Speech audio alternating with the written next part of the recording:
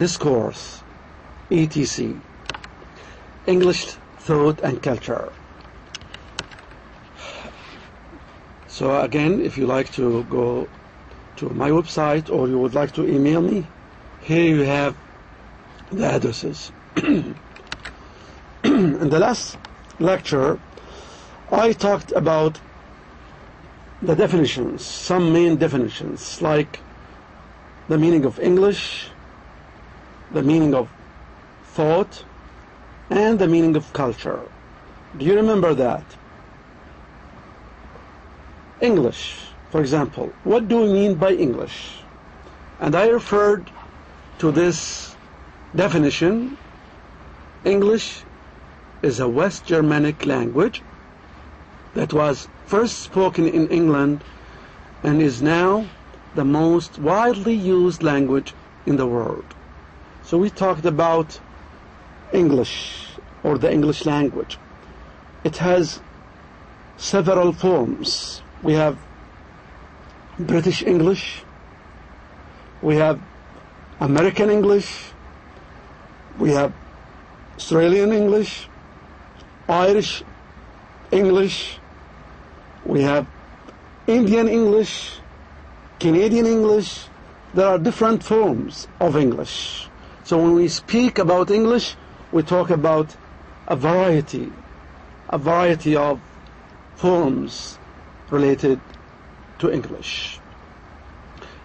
Also, we mentioned that English became the most international language in the world. It's used widely as a second language and used as an official language in the European Union, Commonwealth countries, United Nations, as well as other international organizations. How about thought? What do we mean by thought? What do you know about thought? What's meant by thought? So thought generally refers to what? It refers to any mental or intellectual activity that you do. So any mental or intellectual activity involving an individual's subjective consciousness.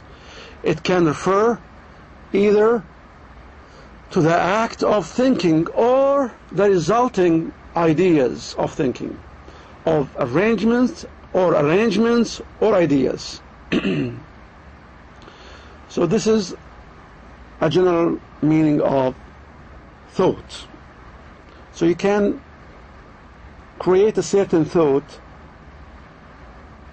about a certain item or a certain topic based on thinking, based on imagining.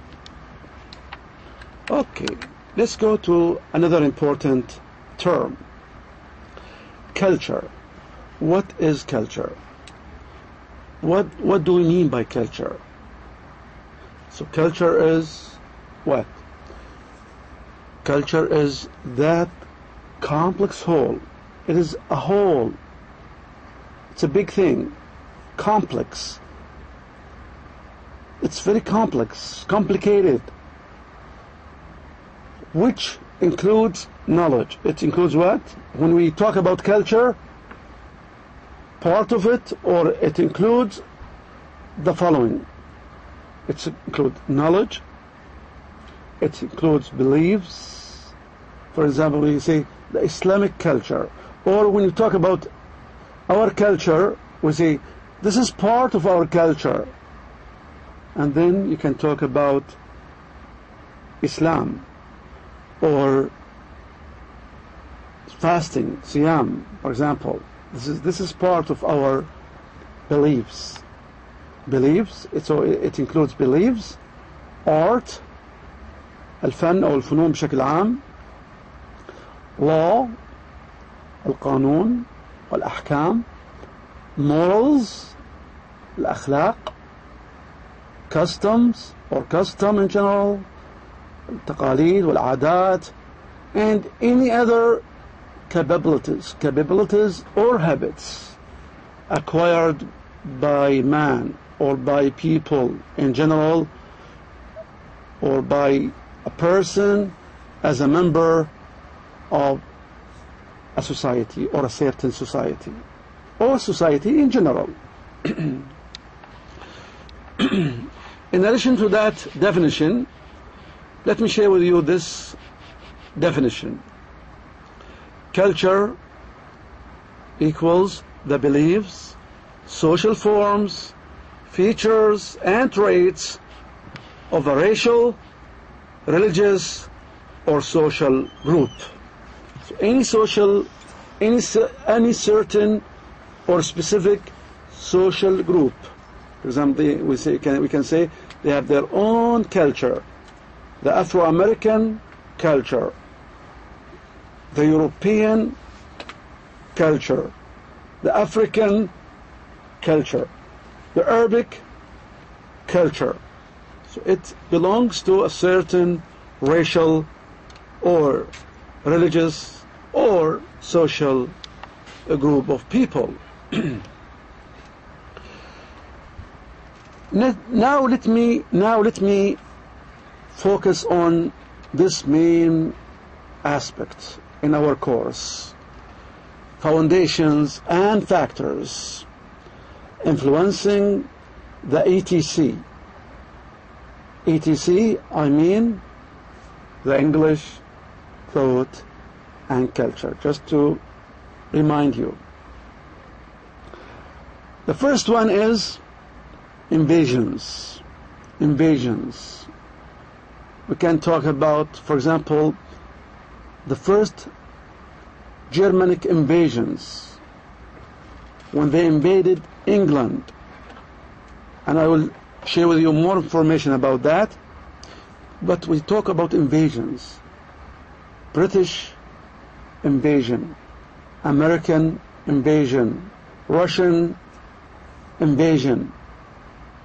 Usually we talk about military invasions.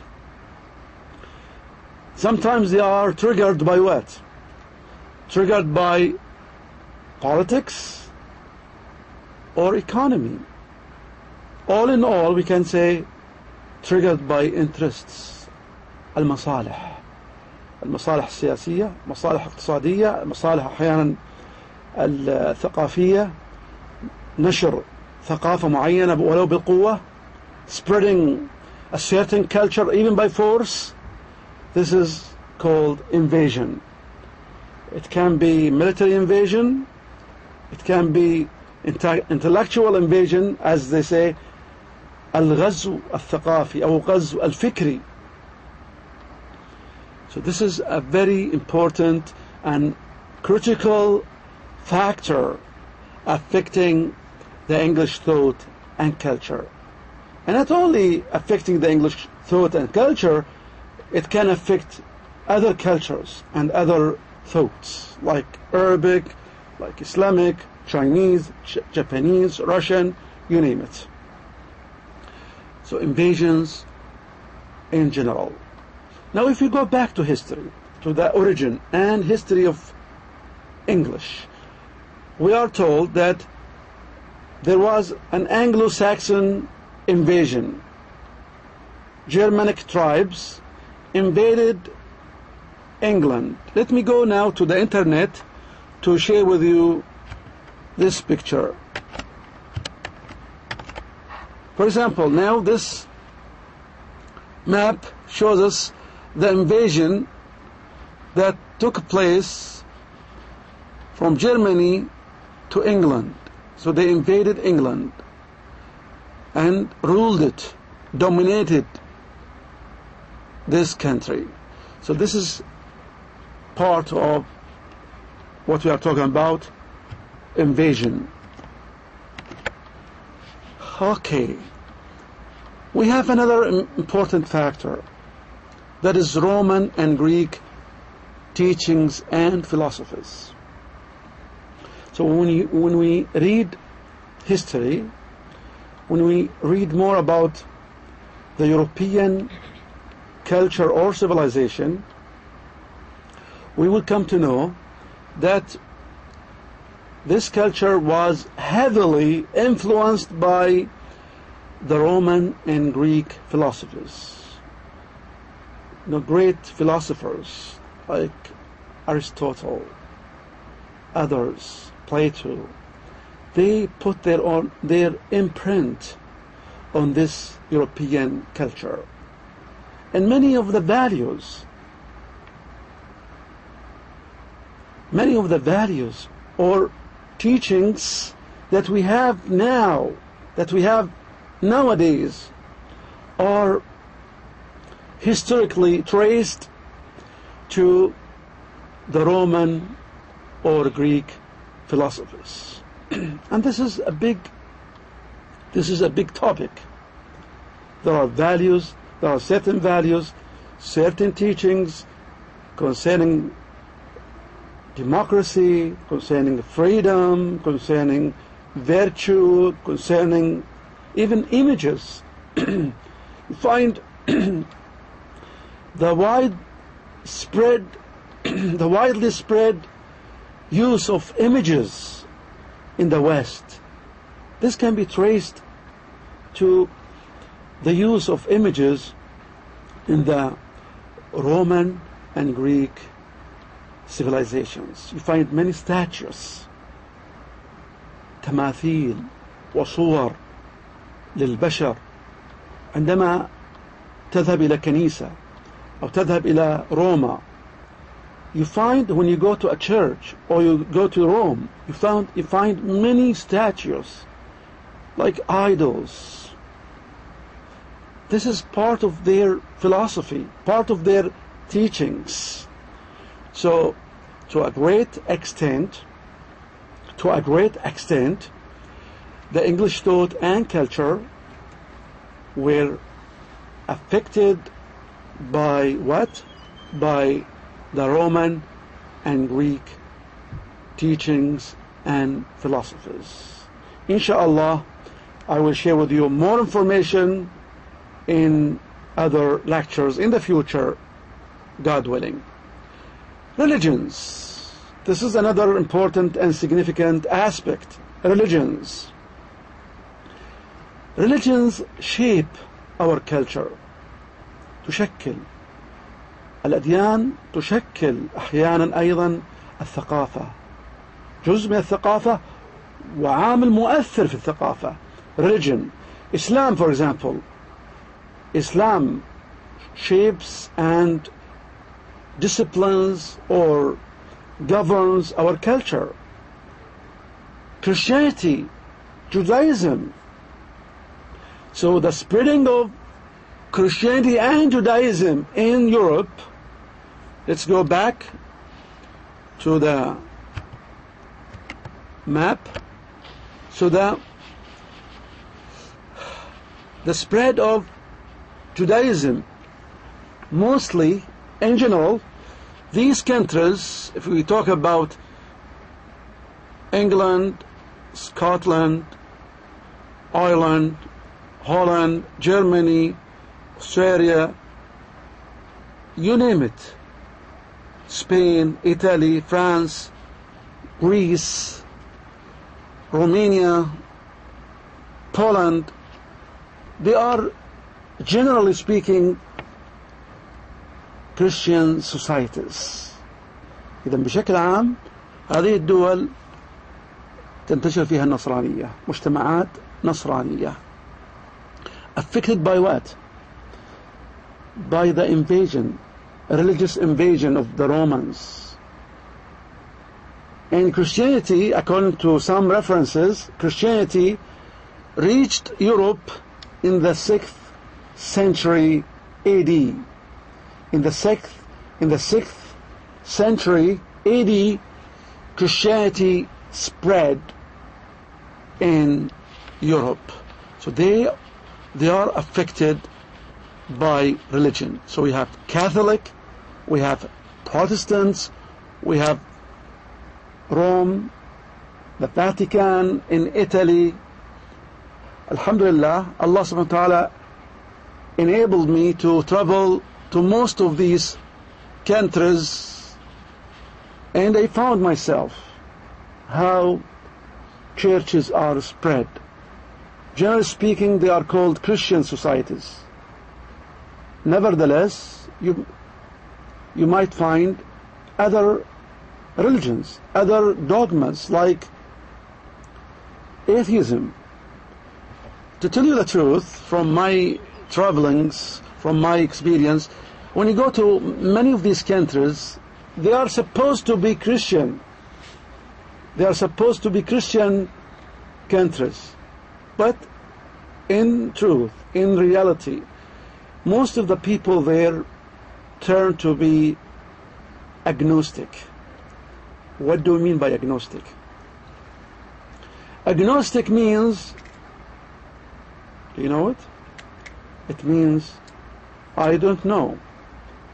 They are called Christians, but they abandoned Christianity. هجروا النصرانية, تركوها. They don't go to the church anymore. And another percentage, or actually a big percentage in Europe, believe in what's called atheism. What's the meaning of atheism? They are atheists. Atheism means ilhad. Atheists, mulhideen. So they don't believe in God at all. They rejected even the teachings of Christianity. Why? I will tell you later, inshallah, about why. But generally speaking, these countries are so-called Christian countries, affected by what? Christianity, and you find a small percentage of Jews. You find them in many countries, but they are powerful. They are influential. They affect the politics. They affect these countries. Like the United States.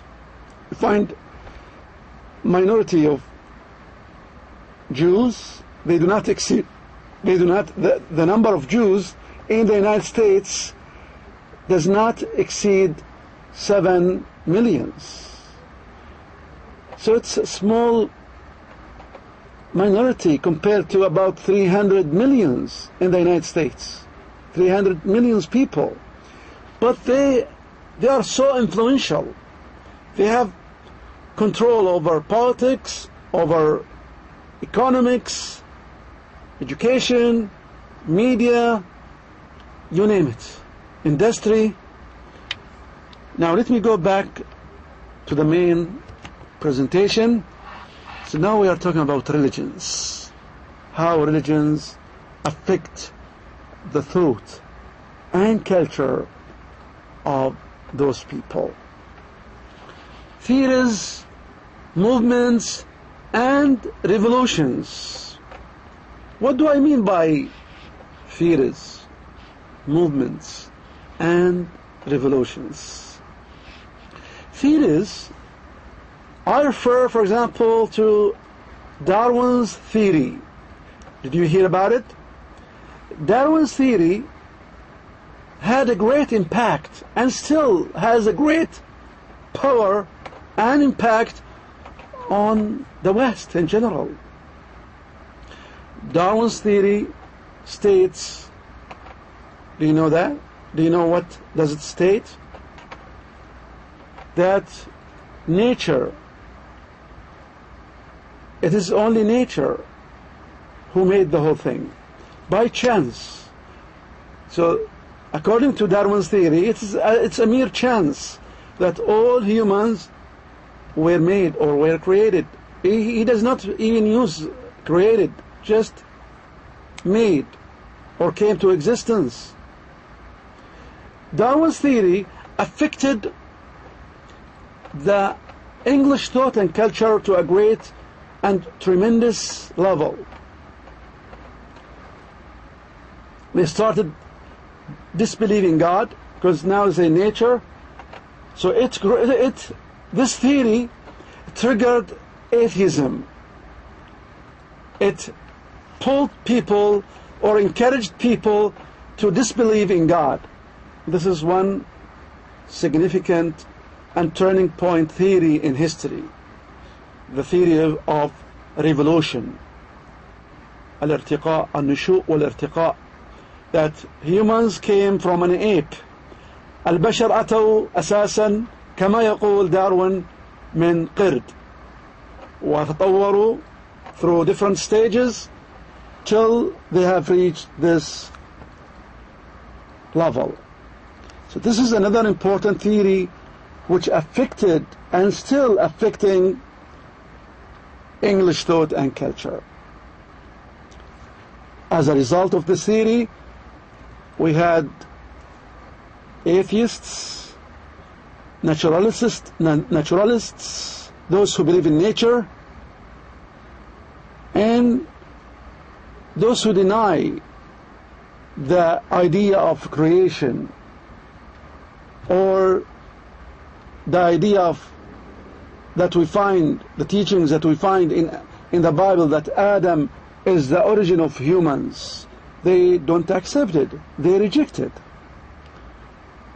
So this is what aired or led those people to go to another extreme, atheism, or disbelief in all religions.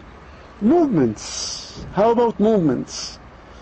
Throughout the history of England or the English history in general, there are several movements. Let me just mention some of them.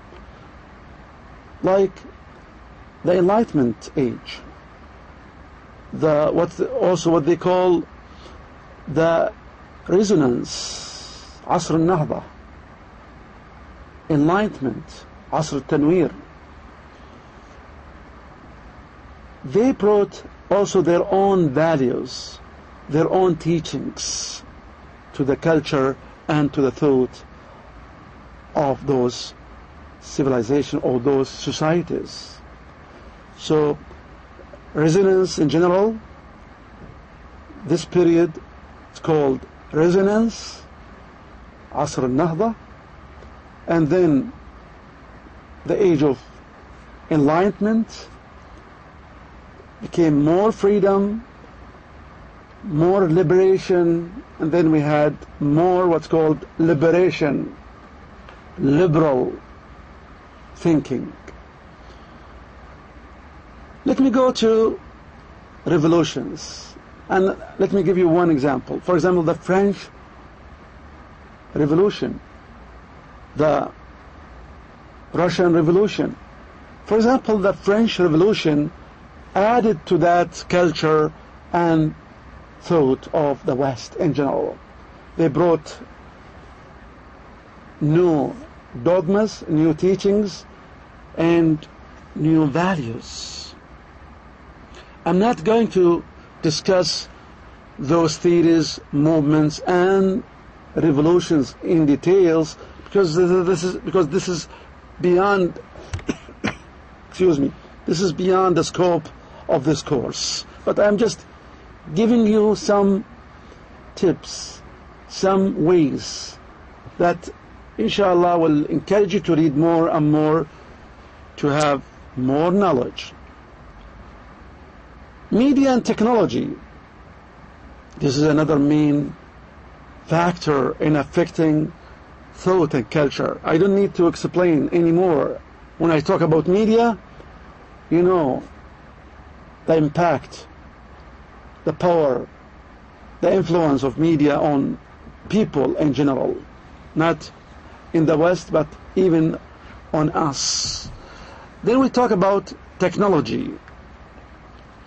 Let me, since time is approaching the end, let me go faster. Then we talk about geography and location. As you see there, look at the map. You know, the European countries are so close to each other. So the influence is, you know, so powerful. because they are so close. Just imagine, my dear sisters and brothers, that just you can get a visa and then you go to most of these countries. I did that. Just you get Schengen visa, you can go to all these countries, more than 21 countries you can enter to using one visa. What an easy thing to do. So when you go there, you can tell that they are so close to each other. Actually, when you cross the border, you can tell. When you cross the border from Italy, for example, to another country, or from France to Germany or to Hungary, you can tell that you entered another country. You can't notice it. I went to many of these countries, crossing the borders from one country to another country. Sometimes you can't tell. You might tell from the difference in languages, the difference in the name of the name of the cities and towns, but you don't find even borders. And this geographical location of Europe helped this, influence to take place. Interchanging, affecting each other in terms of culture, values, languages, and you name it. So this is another factor, the geography or the location of these countries. Let's go back. Contributions of other nations and cultures, like what? Like the Islamic and Arabic contributions. I will, inshallah, give you a great deal of information of the Islamic and Arabic contributions to the West in general, to the European thought and culture. So, inshallah, I will allocate several lectures about the Islamic and Arabic contributions. And I would like to ask you for your own contributions, for your own, participation. If you have any, as I mentioned this at the first session, the introductory lecture, I mentioned this, and now I remind you about it. I would like to have, I would like to have you interact with me. I would like to have more interaction from you. If you have any good video clip, or a good PowerPoint presentation, or a good article, or an interesting book about these things, and you'd like to share with me, you share with other students these things, please send it to my email, or you can put it on the forum. You can put it on the forum related to this course. So this is briefly guidelines, main factors as guidelines of the influences that took place in the English thought and culture. In the upcoming lecture, inshallah, I will take each item, I will take each factor and discuss it more thoroughly with you. Thanks. Assalamu alaikum wa rahmatullahi wa barakatuh.